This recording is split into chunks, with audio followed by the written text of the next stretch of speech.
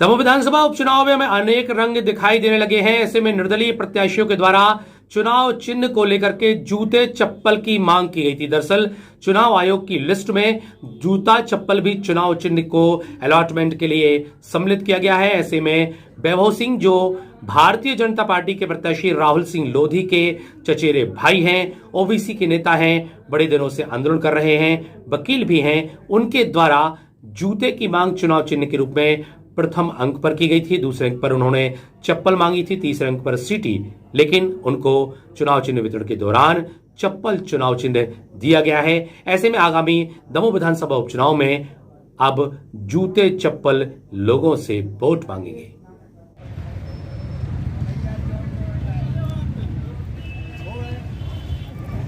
आपसे निवेदन कर रहे हैं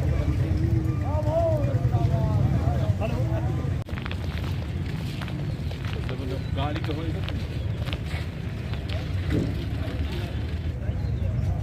ना बाइक का कोई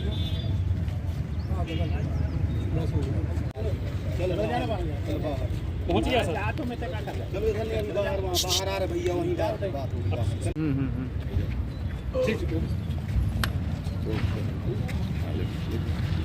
अभिषेक आ जाइए। मैं ये कहना चाहता हूँ, मैंने चुनाव चिन्ह जूता मांगा था और उसके बाद अंतिम समय में एक निर्दलीय प्रत्याशी माननीय मगन आदिवासी जी आ गए और उन्होंने जूता भर दिया और नियम अनुसार उसमें पर्ची डाल के मुझे जूता डाल के चप्पल चुनाव चिन्ह दिया गया। आप राहुल सिंह के भाई हैं, चचेरे भाई हैं, फिर आखिर क्यों आप चुनावी मैदान में? राहुल सिंह के चचेरे भाई से चुनावी मैदान में होने का कोई संबंध है क्या? किन मुद्दों को लेकर मैदान में? मेरे जो मुद्दे हैं वो मैं पिछड़ा वर्ग, अनुसूचित जाति, जनजाति, मुस्लिम्स, आपके अल्पसंख्यक वर्ग, इनके संवैधानिक अधिकारों की लड़ाई लड़ रहा हूँ कि हमारे जो संवैधानिक अधिकार हैं वो हमको दिए जाएं। 1842 क्रांति का विषय जो मेरे द्वारा राष्ट्र में प्रथम बार उठाया गया, जिसको बड़े नेता भाजपा में घुसेड़ने में तुले हुए हैं, मैं चाहता हूँ वो विषय देश के सामने आए। राजा हृदय शाह लोधी ने प्रथम क्रांति लड़ी थी और उसमें अन्य समाजें हैं, बुंदेला हैं, राजपूत हैं, आदिवासी हैं, पटेल हैं और मुसलमान हैं। इन लोगों ने इस देश की स्वतंत्रता की लड़ाई लड़ी थी। तीसरा विषय मेरा राइट टू वाटर है, जो पूरे इंडियन पीपल के लिए है कि हम सबको पानी का अधिकार, जैसे राइट टू फूड है, इसी प्रकार राइट टू वाटर का अधिकार होना चाहिए, क्योंकि हमारे पैदा होने के बाद हमारी पहली ज़रूरत हवा, पानी और खाना होता है। तो राइट टू फूड है, राइट टू वाटर। आपने जूते के निशान की मांग की थी, आपको नहीं मिला, क्या भैया हो गई।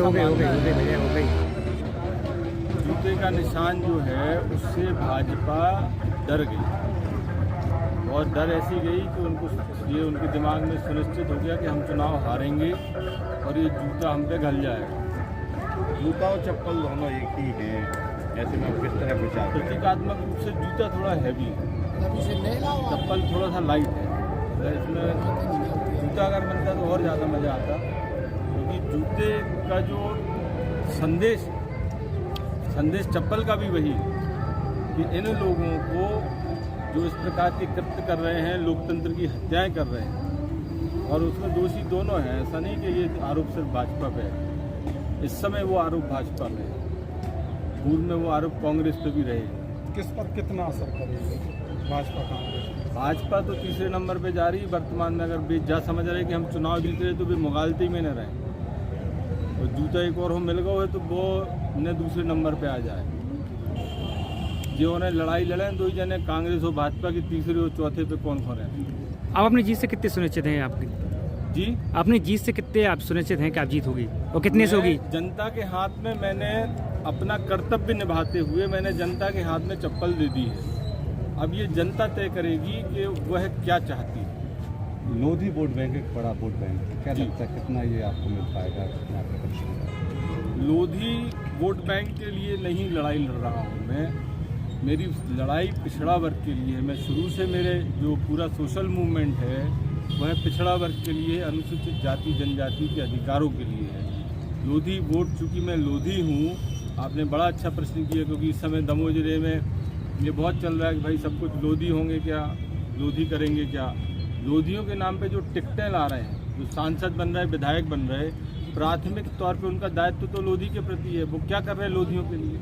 लोधी समाज के एक व्यक्ति के यहीं मंडी में मर्डर हो गया था, मैं ही डेड बॉडी लेके कलेक्ट्रेट के सामने बैठा था, तब जाके तो FIR दर्ज हुई थी। उस समय तत्कालीन समय मलैया जी माननीय मंत्री थे, ना वहाँ टंडन जी आए थे, ना कोई आया था। ऐसे ही शाखा गांव है, वहाँ पर लोधी समाज की महिला को मारा गया बहुत जम से, कुचर के 3-4 महिलाओं को। उस पर रिपोर्ट नहीं लिखी जा रही थी, न सांसद ने उसमें इंटरेस्ट लिया, न विधायक ने लिया। और वहाँ का विधायक भी लोधी, यहाँ का भी लोधी और सांसद लोधी, ठीक है ना। तो ये सब नपुंसक लोधी हैं, ये कोई काम के नहीं है। आपको स्पष्ट बता दूं, ना ये पिछड़ा वर्ग की आवाज़ उठाते हैं, ना अनुसूचित जाति जनजाति, ना मुस्लिम्स की किसी की आवाज़ नहीं उठाते, आम जनता की भी आवाज़ नहीं उठाते। जिले में सबसे ज़्यादा दल परिवर्तन लोधी समाज से किया गया, क्या कहना चाहेंगे?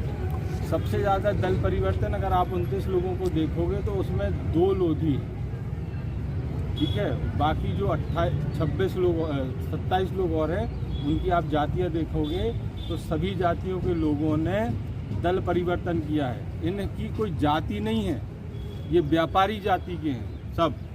इनको व्यापार करना है, आपसे वोट लेना है, जीत जाना है और फिर बैठ के ऊपर मटकना है। तो ये चप्पल से उनका मटकना कम करना है, उनको बंद करना है सब।